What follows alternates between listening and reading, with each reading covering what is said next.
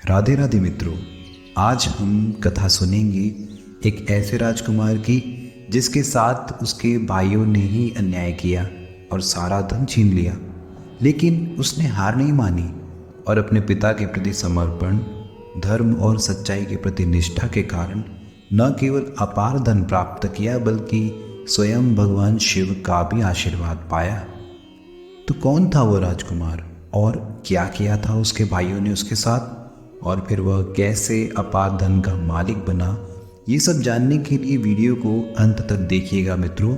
और वीडियो को लाइक और चैनल पर नए हैं तो सब्सक्राइब अवश्य कीजिएगा। हम सब ने मनुष्य के पिता मनु महाराज के बारे में तो सुना ही होगा। उनके पुत्र हुए हैं नभग, जिनका सबसे छोटा बेटा था नाभाग। नाभाग को पढ़ने लिखने का और शास्त्रों के अध्ययन का बहुत शौक था, इसलिए वह गुरुकुल में अन्य राजकुमारों से ज़्यादा समय तक रहा। जब तक वह पढ़ाई पूरी करके अपने राज्य लौटा तब तक उसके भाइयों ने सारा धन आपस में बांट लिया और उसके लिए कुछ न छोड़ा। नाभाग ने भाइयों से हिस्सा मांगा तो उन्होंने उसे हिस्से में केवल पिता को दिया। उसने सारी बात पिता को बताई तो पिता समझ गए कि वे सब उसको कुछ देना नहीं चाहते हैं। तो पिता ने नाभाग को सलाह दी कि आंगिरस गोत्र के ब्राह्मण स्वर्ग प्राप्ति के लिए बहुत बड़ा यज्ञ कर रहे हैं।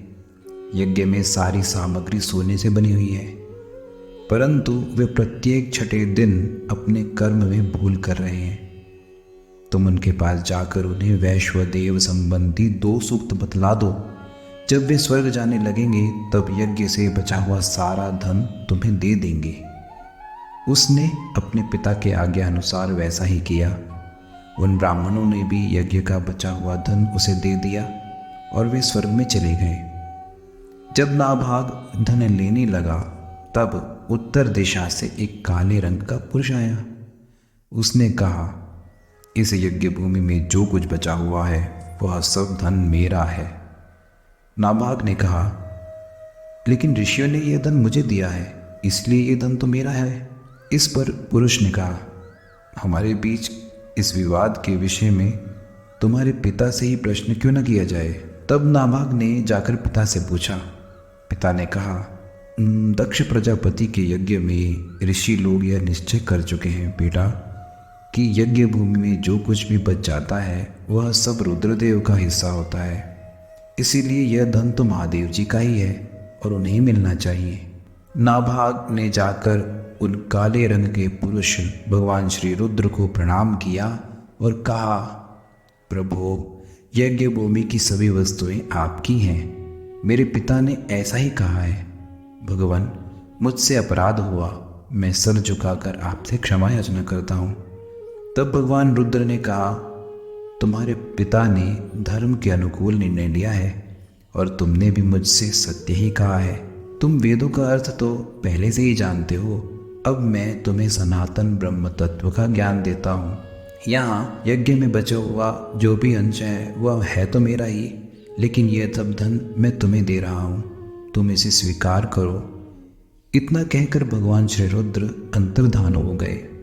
अब हम इस कथा के फलश्रुति यानी कि सुनने का क्या लाभ है उसके विषय में जानते हैं।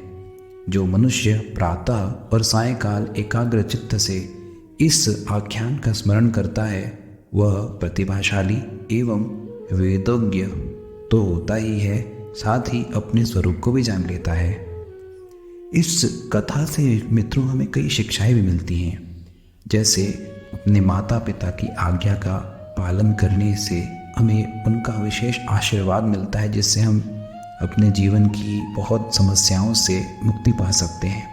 जैसा कि इस प्रसंग में भी हुआ, नाभाग यदि अपने पिता की आज्ञा का पालन न करता और यदि वह अपने भाइयों से युद्ध करता या कोई और उपाय करता तो शायद उसे इतना बड़ा धन न मिलता और भगवान शिव की कृपा भी न मिलती। साथ ही मित्रों, इसमें नाभाग द्वारा किए गए स्वाध्याय का भी फल मिला उसे। यदि नाभाग उन ऋषियों को 2 सूक्त ना बतला पाता तो उसे फल न मिलता, उसे इतना अपार धन प्राप्त न होता। लेकिन उसने अपने गुरुकुल में बहुत समय तक जो अध्ययन किया था उसका फल उसे अवश्य मिला। इस कहानी से हमें ये सब शिक्षाएं मिलती हैं और साथ ही ये भी सीखने को मिलता है कि धर्म और सत्य के पथ पर चलने से हमें अच्छे फल अवश्य मिलेंगे और गलतियों को स्वीकार करने से हमारा आध्यात्मिक और भौतिक दोनों प्रकार से विकास होता है। साथ ही हमें स्वाध्याय यानी कि ज्ञान अर्जन में कभी भी कमी नहीं करनी चाहिए, कभी भी संतुष्ट नहीं हो जाना चाहिए कि हमने बस बहुत जान लिया, बहुत सीख लिया। चाणक्य पंडित कहते हैं कि 3 बातों में मनुष्य को कभी भी संतोष नहीं कर बैठना चाहिए। वो 3 बातें कौन सी हैं? स्वाध्याय, नाम जप और दान। इन 3 चीज़ों को मनुष्य को जीवन भर खूब करना चाहिए और इनका फल अवश्य मिलता है। जैसे नाभाग को मिला, न केवल उसे अपार धन मिला बल्कि भगवान शिव का दर्शन और उनकी कृपा भी मिली। नमस्कार मित्रों, ऐसी ही रोचक कथाओं के लिए प्लीज़ इस वीडियो को लाइक कीजिए और चैनल को सब्सक्राइब कीजिए। धन्यवाद।